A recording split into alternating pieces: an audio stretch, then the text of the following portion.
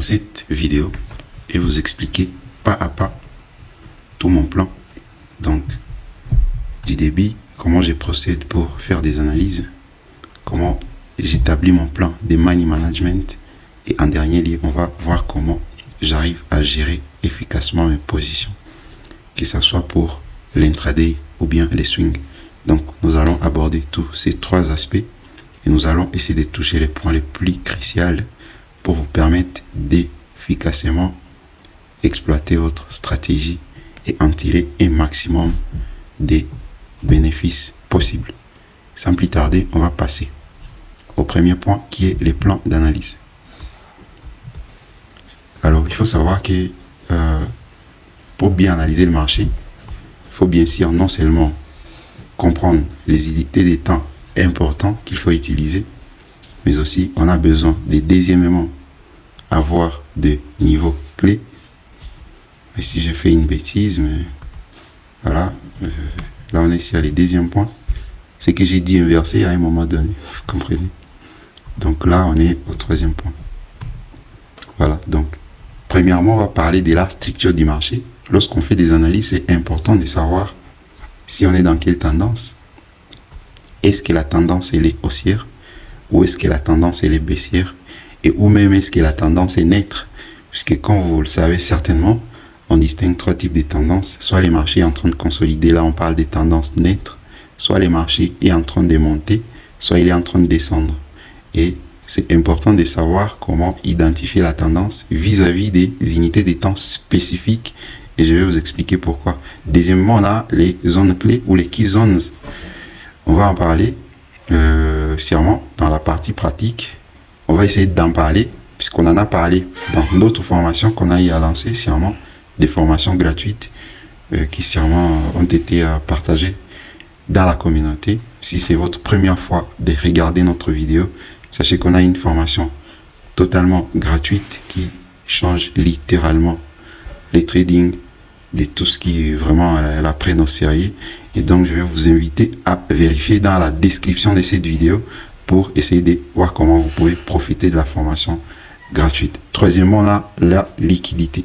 Et la liquidité, vous l'aurez compris, selon mon plan à moi, comment j'ai vraiment essayé d'établir tout ça au fil du temps, au fil de mon expérience et tout, c'est mieux de se focaliser sur la liquidité à partir des H1. Donc à partir des l'unité de temps H1 en descendant jusqu'à M15, vous comprenez que c'est vraiment important de ne privilégier que la liquidité. Donc premièrement, on a dit la structure. Pour les swing trading, c'est daily, weekly, monthly, ou même un an s'il y en a. Si vous voulez faire de l'intra-swing, ça veut dire vous tenez votre position pendant quelques jours de la semaine. Là, une analyse en H4 ou daily, une compréhension de la structure en H4 et daily, ça sera beaucoup plus favorable. Mais si vous voulez tenir vos positions pendant longtemps, genre 1 mois, 2 mois, 3 mois et consort, il vous faut vraiment aller regarder ce qui se passe en weekly et même en monthly. Et dernièrement, on va parler des confirmations. On va pas revenir sur ces points, expliquer les confirmations et tout. On est juste en train d'essayer d'établir un plan, ce qui veut dire que au niveau des confirmations, on va se focaliser sur les unités de temps comme 15 minutes et 5 minutes. En tout cas, c'est la moyenne pour moi, personnellement, puisque tout ce que je vous dis, c'est ce qui marche pour moi. Et donc, je vous invite à l'essayer aussi et voir si ça peut fonctionner pour vous. Depuis M15 jusqu'à M5, moi, je cherche des confirmations. Je ne vais pas venir chercher à comprendre la structure du marché en 15 minutes, en 5 minutes. Donc, comme vous l'aurez compris, à partir des H1, en descendant, j'oublie tout ce qui est en rapport avec la structure. J'oublie carrément. Et on va essayer d'expliquer ça et peut-être comprendre pourquoi. Et alors, le deuxième point et le point le plus important de cette vidéo, c'est les money management. Les money management, c'est très très important. Généralement, lorsqu'on ne sait pas bien manager son risque correctement, c'est la cata, c'est compliqué. On va exploser les comptes facilement comme ça. On va s'exposer à mettre en activité nos émotions, et tout ça c'est quelque chose qu'on peut éviter en se mettant à être discipliné efficacement et à trader comme il le faut, et donc en respectant un money management assez rigoureux. Dans la partie c'est les money management, premièrement, donc la première partie, on va parler de la taille d'îlot. On va voir comment adapter la taille d'îlot à son risque et on va voir comment calculer ça. Pour ça, on avait conçu une formule très facile à comprendre qui est que l'îlot est égal au stop loss divisé par le nombre des pips. Et là, les stop loss, c'est les montants que vous devez risquer. Et le nombre de pips, comment on les calcule, c'est les prix d'entrée moins les prix de sortie. Admettons que vous êtes en train de vendre ici. Ok, c'est tout con. Admettons que vous vendez à ce niveau ici. Et votre stop loss se trouve ici. Vous allez prendre les prix qui est là, les prix d'entrée qui est ici. Vous soustrayez moins les prix des sorties. Et ça vous donne le nombre de pips. Plus facile encore avec TradingView, avec l'outil de positionnement, où vous allez avoir les nombres de pips directement. Ça peut être les points ou les pips, c'est la même chose. C'est que TradingView va vous donner, vous prenez ça comme ça, que ça soit 1000 points, que ça soit 5 pips, que ça soit, je ne sais pas moi, 500 points. C'est les nombres de pips. On prend ça comme les nombres de pips, surtout avec les indices synthétiques. Donc, on a compris que pour calculer les lots, il nous faut juste savoir le nombre de pips qu'on va risquer. Et on a également besoin de savoir les montants d'argent qu'on va investir dans cette position-là. Admettons, pour ces cas, que j'ai besoin de risquer 20 $, ce que je vais faire, c'est que pour calculer mon lot, je vais prendre 20 $, je divise par le nombre de pips que j'ai obtenu dans les marchés que je suis en train de vouloir trader. On va aller voir un exemple avec V25, vite fait, et on va essayer d'appliquer cette petite formule et après on va passer à l'étape suivante. Alors, nous voilà sur les graphiques de volatilité V25. On pourrait également essayer d'aller voir sur d'autres actifs des indices synthétiques, bien évidemment, puisque cette vidéo va beaucoup s'appuyer sur les indices synthétiques. Et si vous voulez une vidéo comme ça avec les Forex, faites-le moi savoir dans les commentaires sous cette vidéo. Alors, on va passer en M15 pour cet exemple. Il n'y a pas de raison spécifique, on va juste en M15 comme ça. Alors, prenons le cas de cet exemple ici, avec cette opportunité qui s'était produit sur volatilité 25. Et on va se baser sur ça pour appliquer la formule. On va calculer les lots, savoir combien de lots est-ce qu'on aurait pu placer pour un montant quelconque.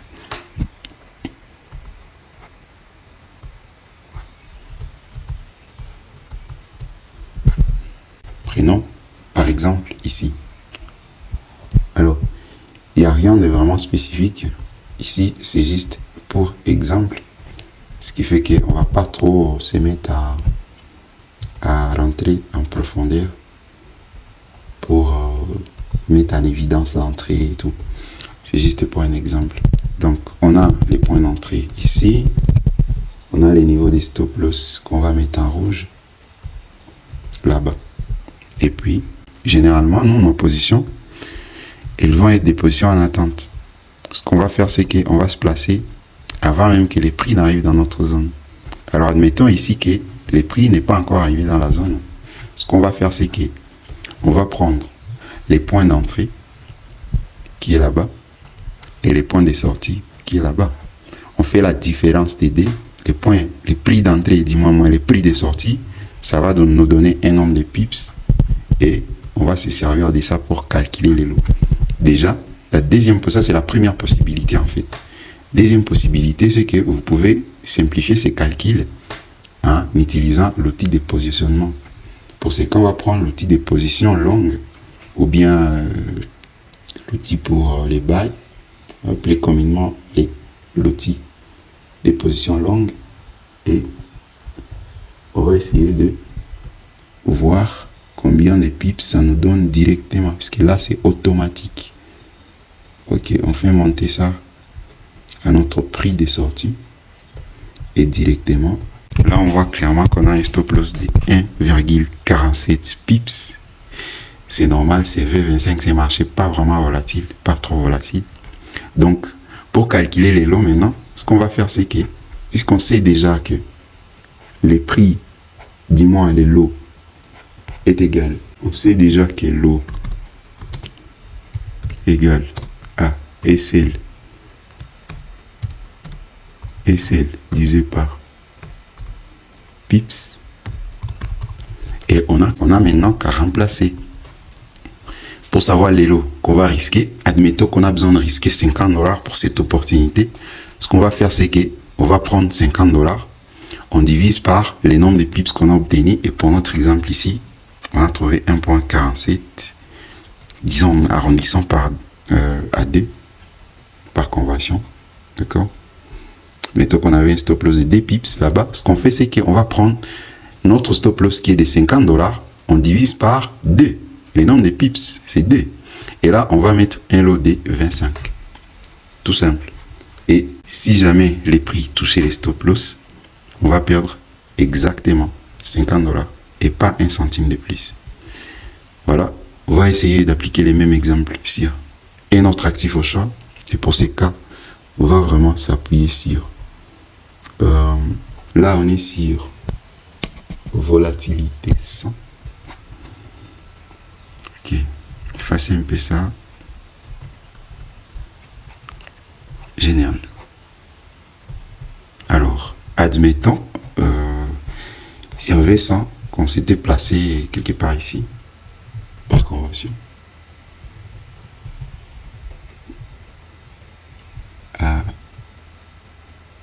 Ou carrément qu'on veut se placer ici. D'accord. Puisque ça, c'est une opportunité qui peut potentiellement fonctionner. On ne va pas que s'appuyer sur là où ça a fonctionné. On peut même prendre des opportunités qui viendront plus tard. Admettons qu'on veut vendre dans cette zone ici et qu'on a établi notre point d'entrée à ce niveau ici. Effacer un peu strict. Et on a établi notre point de sortie, notre prix de sortie là-bas. Je sais changer la couleur pour les points d'entrée pour qu'il y ait une certaine harmonie. Et là, on a, voilà. Alors, ce qu'on fait ici, c'est qu'on a tout simplement besoin de savoir les nombres de pips. Et puis, tout le reste, c'est trop facile. Je prends l'outil de position. Si je n'en ai pas, je fais quoi? Je prends les prix d'entrée. Je soustrais les prix de sortie et j'ai les nombres de pips directement. Ou carrément, si je veux être rapide, TradingView me propose déjà cette fonctionnalité avec l'outil de position. Pour ce qu'on va prendre l'outil de position short, donc pour la vente. Et donc là, on a notre prix d'entrée qui est là. Et on a notre prix de sortie qui se trouve à ce niveau ici. Et on voit clairement que ça nous donne un stop loss de 83 points. Alors il faut savoir ici qu'on est en daily. Si on était descendu en 5 minutes, 10 minutes comme ça, on aurait un stop loss comme ça. Et pour les cas de cet exemple, on va vraiment pas trop s'embêter. Alors, admettons qu'on avait un stop loss comme ça, de 19 pips. Et généralement, on va avoir des stop loss de 5 pips avec la stratégie. Et vous l'aurez compris, pour les cas de cet exemple, on va pas trop s'embêter à rentrer dans les détails et tout. On est juste en train d'expliquer la formule, dis-le. Donc là, on a un stop loss de 19 pips. Vous prenez même 83, il n'y a pas de problème. C'est juste pour exemple. Ce qu'on fait, c'est que pour calculer les lots, si par exemple, on a besoin de risquer, ici, admettons 20 $, ce qu'on fait, c'est que on va prendre 20 $, on divise par 83 et on a les lots. Donc, on va aller sur MetaTrader 5, on configure notre position de sell limite avec les lots D qu'on va obtenir ici, après calcul. Admettons qu'on a besoin de risquer. Admettons qu'on a un stop loss de, disons, de 20 pips. C'est par convention. C'est pour faciliter les calculs, sinon vous avez compris la logique. On a un stop loss de 20 pips ici, et on a besoin de risquer 100 $, par exemple. Ce qu'on fait, c'est qu'on va prendre 100 $, c'est notre stop loss, et on divise par 20. Parce qu'on sait déjà que les lots égale SL divisé par pips. Pour notre cas, on a besoin, si jamais les marchés nous sortent, qu'on perd des 100 $, donc notre SL c'est 100 $, on divise par le nombre de pips qu'on a obtenu. Ici c'est 20 pips et on a directement un lot de 5 qu'on va placer sur les marchés. On va aller configurer un lot de 5 et on attend justement que les marchés viennent nous activer, qu'ils partent en positif ou bien qu'ils nous sortent Ce sont là les deux scénarios possibles sur les marchés. Et on va prendre un troisième exemple plus tard, mais on va revenir à quelques explications. Je vais vous montrer une petite exception particulière avec un seul indice synthétique sur la formule qu'on a énoncée. Donc, déjà, voilà, avant de passer au deuxième point, ce que j'avais oublié de vous dire, justement, je vais vous le dire, on a une exception. Cette formule a une exception. Et si vous n'êtes pas au courant, vous pouvez faire une grosse bêtise. On va voir cette exception-là. C'est sur l'indice des step index. Donc sur step index, c'est un peu différent. Ce qu'on va faire, c'est qu'on va prendre la même formule. Et là, on va changer en petit quelque chose.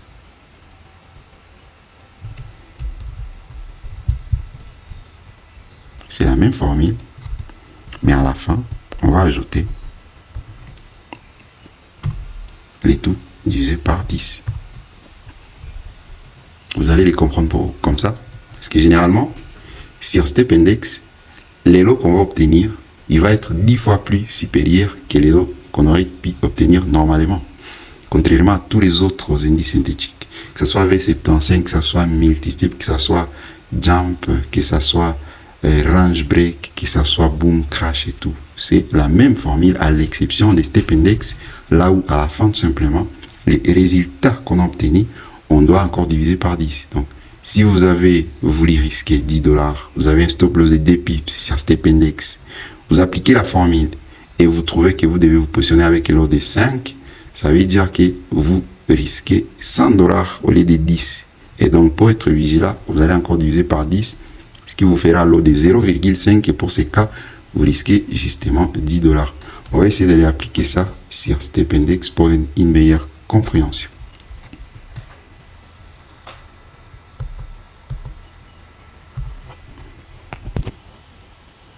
Donc, nous voilà sur Step Index. Et ce qu'on va faire, c'est qu'on va essayer de descendre à une unité de temps. C'est qu'on va prendre, disons, 15 minutes, par exemple. Et on va essayer de trouver une opportunité vite fait avec laquelle on va appliquer la formule. Donc, admettons que on a voulu se placer quelque part ici, sur cette opportunité qui était là. Mais déjà, moi, je peux facilement le voir. Il y avait une opportunité de malade ici. Il ne fallait pas rater. Déjà en interne ici, on vient. Premier test pour ceux qui ont regardé la formation gratuite. On a bien expliqué cela. Mise en place des liquidités, de la wake-off schématique, on vient, on tape dans la zone. Si on essaie de zoomer en 5 minutes, on va trouver notre entrée. Un peu comme ça. Une entrée sniper, une entrée de précision. Une fois de plus, des entrées comme ça, c'est réel, c'est bien réel. Et on a pris la peine de faire une formation entièrement gratuite, là où on explique ces entrées, des précisions. Et pour y accéder, je vais vous laisser les liens dans la description. Donc ici, on a notre point d'entrée qui est ici. Et on va avoir un point de sortie, bien sûr, vis-à-vis de nos analyses. On a un point de sortie, admettons, qui est là-bas. Et ce qu'on fait, c'est que, admettons, le prix n'est pas encore arrivé dans la zone. Ce qu'on va faire, c'est que on va configurer notre outil de position short. Et ce qu'on attend, c'est que les prix viennent activer notre position. Mais avant, on a besoin de savoir les lots qu'on va placer pour tel montant qu'on veut risquer. Pour ces cas ici, admettons qu'on voulait risquer, disons, 20 balles. Donc, notre SL, il est à 20 balles. Ok. On sait que lot égale SL divisé par pips, divisé encore par 10. On n'oublie pas pour Step Index. Ce qui fait que le lot sera égal à SL, c'est le montant à risquer. Pour notre cas ici, c'est 20 $. On divise par le nombre de pips qu'on va obtenir ici. Et pour notre exemple, on a un petit instant, on a un stop loss de 3,7 pips. On va arrondir à 4 pour faciliter les calculs. Donc on a un stop loss de 4 pips, ce qui fait que notre lot sera égal à 20 divisé par 4 et ça nous fait 5. Mais attention, 5 c'est beaucoup trop. Et la formule nous dit qu'il faut encore diviser par 10 lorsqu'il s'agit de step index. Donc notre lot qu'on a obtenu finalement qui est de 5, on va le diviser encore par 10, ce qui nous fera 0,5. Et donc on aura risqué 20 balles pour cette opportunité. Et on va mettre un lot de 0,5 sur MetaTrader 5. Alors c'est tout pour cette partie sur les calculs de la taille du lot. Vous l'aurez compris, c'est tout simple et vraiment pratique. Les lots égales SL divisé par le nombre de pips. Les SL c'est les montants que vous souhaitez risquer bien évidemment. Et le nombre de pips est égal au prix d'entrée moins le prix des sorties.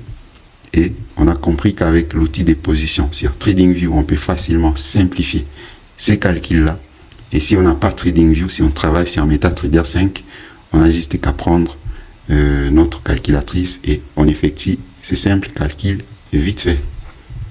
Alors, on va attaquer le deuxième point qui est les risques versus reward. La notion des RR. Ça aussi, c'est très important. Très important. On va vraiment beaucoup insister sur ça. Surtout vis-à-vis de notre stratégie qui est qu'un bon risque-reward est facilité par la qualité de votre prix d'entrée, mais plus encore votre prix de sortie. Bien sûr, avec un bon prix d'entrée, un prix d'entrée optimal, vous allez augmenter vos chances d'avoir également un prix de sortie optimal. Parce que si, admettons, selon vos analyses, vous avez compris que les marchés va aller potentiellement des niveaux X à un niveau X et qu'il y a moins de chances qu'il dépasse les niveaux Y qui est là, et vous êtes à ce niveau ici, si vous arrivez à bien analyser, vous trouvez un point d'entrée qui se rapproche de votre point mort, donc du point où vous estimez que si jamais les prix dépassent, c'est mort, vous n'êtes plus dans les trades, vous n'avez plus un lien de rester dans les trades, c'est encore mieux. Un stop loss de qualité va vous permettre d'augmenter les risques versus reward. Donc ce que vous avez risqué, comparablement à ce que les marchés vont vous donner comme récompense, est souvent fonction des, du prix d'entrée et les prix de sortie qui est bien travaillé ou pas. Alors c'est quoi les RR? C'est tout simplement ce que vous êtes prêt à risquer en échange ou bien en contrepartie de ce que vous êtes prêt à gagner. Et on va souvent prendre l'exemple de 1. Pour ce cas ici, admettons que vous voulez risquer $1 et que selon les niveaux où vous avez placé votre take profit, vous calculez les RR. Bien sûr, on va apprendre comment calculer ça, ne vous en faites pas. Vous calculez les RR et vous trouvez que votre récompense est à D. Vous comprenez que vous avez risqué $1 pour aller chercher des dollars. Et pour ça, il vous faut vraiment être trop fort, trop focus, gagner un maximum de trades possibles, donc avoir raison énormément des fois pour être profitable. Parce que si vous vous trompez 2 fois, déjà vous êtes en négatif. Si vous vous trompez 3 fois, c'est plus pire. Si vous vous trompez 10 fois, c'est la cata. Pourtant, notre stratégie vous permet de vous tromper autant de fois que possible. Et cela ne peut jamais être un problème puisque nous avons des risques reward assez époustouflants. Nous avons des risques reward assez importants. Et généralement, on va aller souvent risquer $1 pour aller chercher 10. C'est le minimum. Hein. On risque 1 pour aller chercher 10. Donc vous comprenez que vous pouvez vous tromper 8 fois et ça ne sera pas un problème. Vous pouvez vous tromper 10 fois et ça ne sera pas un problème. Et puis, voilà. Dédé, on a dit quoi précédemment? On a dit que plus, voilà, c'est à ce niveau ici, plus votre risque est petit, plus grand sera votre récompense. Donc, plus vous avez un petit stop loss, plus la récompense sera énorme. Vous voyez, donc, admettons, pour mon exemple, que j'ai un stop loss de 5 pips et j'ai besoin de risquer 100 dollars et que toi, tu as un stop loss de 10 pips et tu veux risquer 100 dollars, tu auras logiquement 2 fois moins de lots que moi et donc tu vas gagner 2 fois moins que moi, même si on a un même TP. Et moi, je vais gagner 2 fois plus que toi. Donc, on a, pour les premiers cas, une personne qui a un stop loss de 5 pips, il va risquer 100 dollars. D'accord? Et toi, tu as un stop loss de 10 pips et tu vas risquer 100 dollars. En calculant les lots, on sait que les lots égale SL divisé par pips. Donc ici, on a 100 divisé par 10, ça nous fait lot de 10. Lui ici, il a son lot du mois qui est égal. SL, c'est 100, d'accord, divisé par 5, c'est son stop loss, ou c'est le nombre de pips qu'il va risquer. 100 divisé par 5, ça fait déjà 25. Donc lui, c'est la même opportunité que toi. Là, vous allez avoir les mêmes TP. Il va se placer avec le long de 25. Et toi, tu vas te placer avec le long de 10. Ça va être totalement différent. D'où l'importance d'avoir des prix d'entrée et des prix de sortie optimales. L'importance d'avoir des stop loss de qualité. Un petit stop loss va te permettre d'avoir un RR assez important. Voilà un peu. On va essayer d'aller voir ça sur les graphes. Essayer d'expliquer ça pratiquement devant un graphique réel. Pour notre cas ici toujours, cette fois on va aller sur un autre actif. Et prenons par exemple, non, pas V25 cette fois. On va prendre volatilité 50 une seconde. Super. Et on va essayer de travailler cette opportunité qui est là-bas. Alors, ne faites pas attention à tous ces dessins. Ok. Admettons qu'on avait analysé le marché et tout. On trouve notre opportunité. Ici. Liquidité qui est sautée. Et on a, voilà, liquidité ici.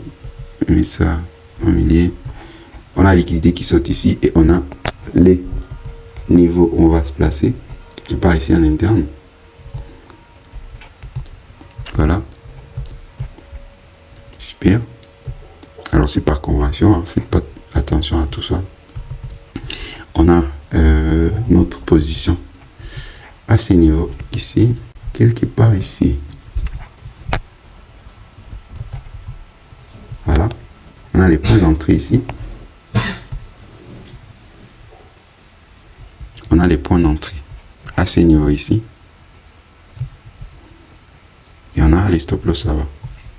Si on regarde bien, on a un stop loss de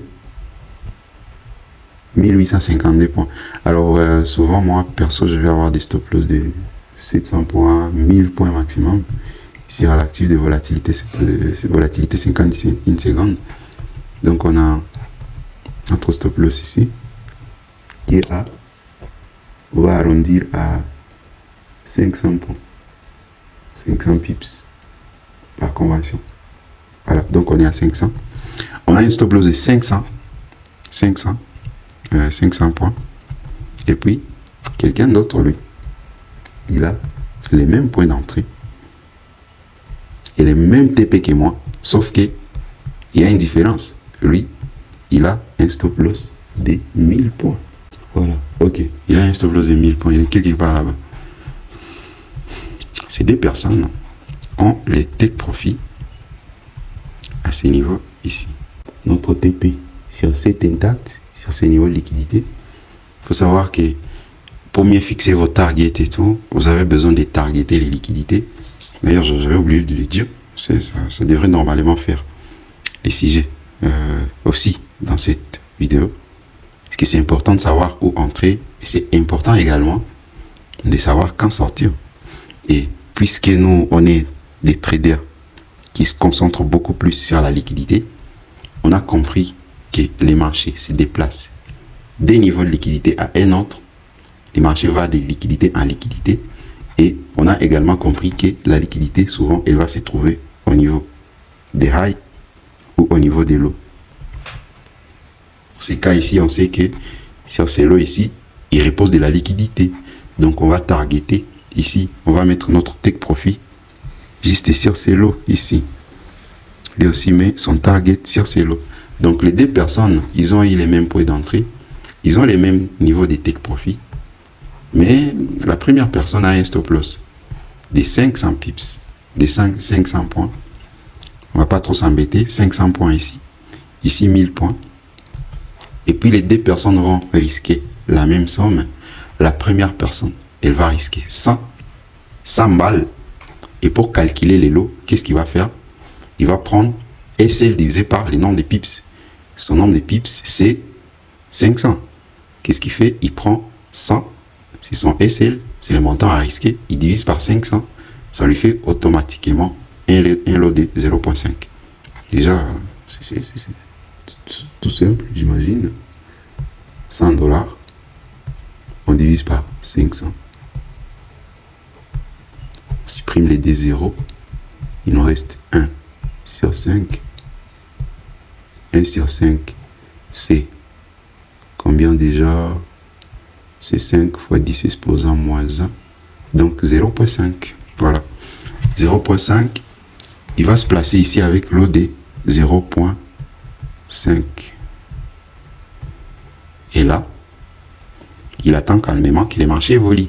Cette personne, lui, qui a un stop loss de 1000 points, vous comprenez que lui, il va avoir 2 fois moins les lots de ces gars. Si on s'en met pas à calculer, donc il aura à se placer avec les lots de 0,25, logiquement. Et puis, les deux personnes ont fixé leur target ici. On va essayer de voir ce que ça va donner finalement. Ok. Ils ont leur target à ce niveau ici. Niveau qui est là. Super. Si on regarde bien, sur l'outil des positions, ce qu'on nous dit déjà, c'est que si la première personne ici qui a risqué 500 points, si elle atteint son TP, elle sera à 90 de RR, juste ici, hein, regardez, juste ici au milieu. J'essaie d'encercler ça. Juste ici, quelque part, ça va apparaître là-bas. Voilà, donc c'est là, 90.59, ce truc-là. Il va avoir 90 de RR, ça veut dire qu'il va gagner 90 fois ce qu'il a risqué. Et pour les cas ici, il a risqué 100 $, c'est que au TP, il sera à 90 fois ça, ce qui lui fera 9000 $. Et cette personne qui lui avait un stop loss de 1000 points, son lot a divisé par D et logiquement, il va avoir 2 fois moins de profit que celui-ci. Au lieu d'avoir plus 9000 balles au niveau du TP, il va avoir 4900. Bah ouais. C'est jusqu'ici, on n'a pas bien ajusté et tout, mais ça ferait 4500, comprenez? 4900 donc. D'où l'importance en tout cas d'avoir des stop loss de qualité. C'est ça, plus les stop loss est petit, plus votre lot va être grand et plus vous allez avoir des bénéfices au niveau de votre TP. C'est important, très très important. Donc il faut vraiment prendre ça en considération lorsque vous travaillez vos niveaux des stop loss, au niveau des points d'entrée et tout. Vous essayez d'être les plus optimales possibles, puisqu'avec un nombre de pips assez réduit, vous allez avoir la possibilité de vous positionner avec un lot assez important conformément à votre risque. Admettons, moi, par exemple, je suis quelqu'un qui risque 2% de mon capital à chaque fois.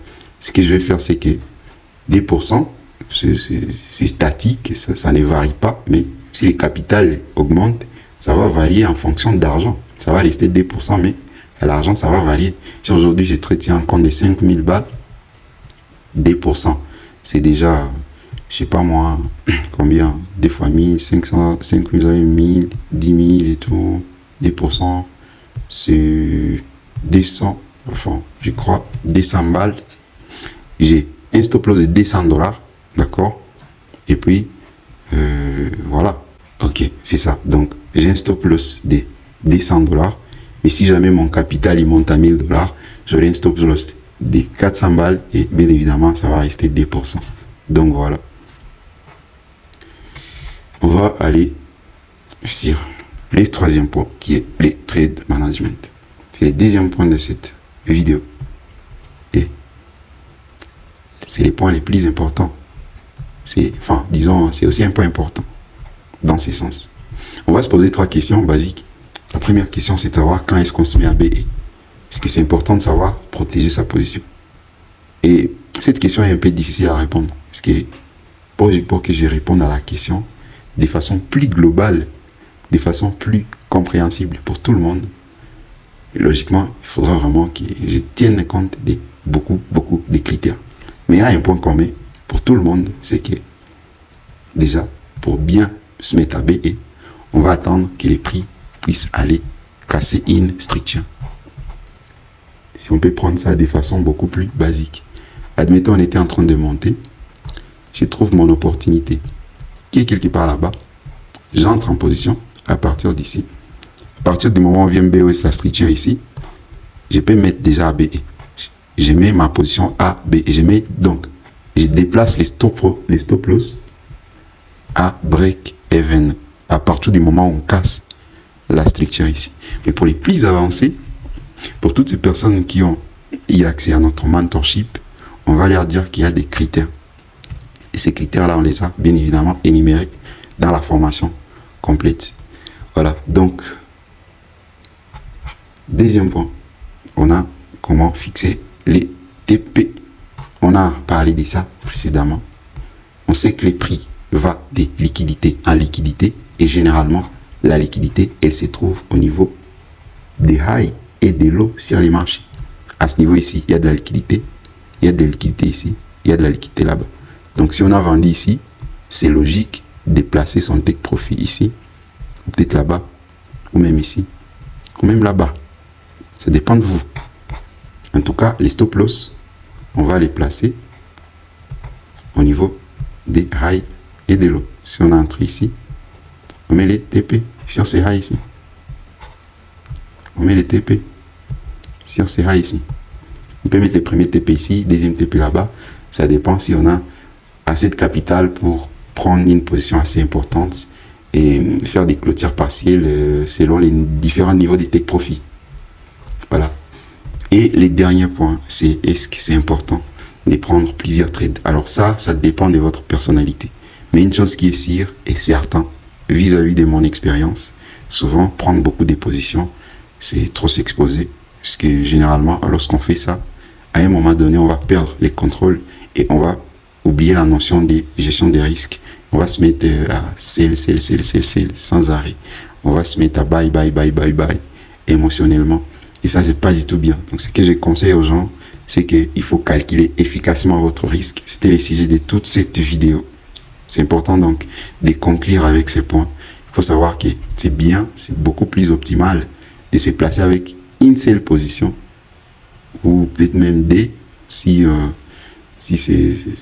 ça peut aller comme ça. Mais moi, perso, j'entre sur les marchés avec une seule position et assez souvent, rarement avec des positions. Tu calcules ton risque, tu veux risquer 100 balles, tu mets un seul lot sur lequel tu vas perdre 100 balles. Pourquoi mettre 10 lots sur lesquels tu vas perdre 100 balles? Ça va te fatiguer au moment des management, au moment du TP, au moment où les privés de sortir, ou même fixer les stop loss de 5-10 positions, c'est un peu difficile. Parce que généralement, quand tu vas entrer sur les marchés, tu as pris 10 trades. Ça va même être difficile d'aller configurer les stop loss pour ces 10 trades-là. Et souvent, ce n'est pas vraiment la meilleure approche. Donc, ce que je conseille aux gens, c'est de toujours prendre une seule position et de toujours respecter les risques management. Si tu gères pas efficacement ton risque, c'est pour finalement, souvent, généralement, en tout cas, soit tu vas exploser les bénéfices, les comptes, il va exploser, mais ça, c'est quelque chose qui ne dure pas sur le long terme. Et l'autre aspect, c'est que tu vas brûler les comptes grâce à ça. Donc, la gestion des risques, c'est très important. Ce qu'on peut retenir dans cette vidéo, c'est qu'il Une bonne gestion des risques va vous permettre de protéger efficacement votre capital. Et en tant que trader, on est là pour protéger son capital. Voilà. Merci d'avoir regardé cette vidéo. S'il vous a plu, c'est que forcément, vous allez adorer notre formation gratuite qu'on a conçue, qui est beaucoup plus complète. On dit même que c'est pas une formation gratuite. Chez nous, ça l'est. Et je vous laisserai les liens vers la formation sous la description de cette vidéo. Merci, c'était Ouyo FX. Allez, ciao.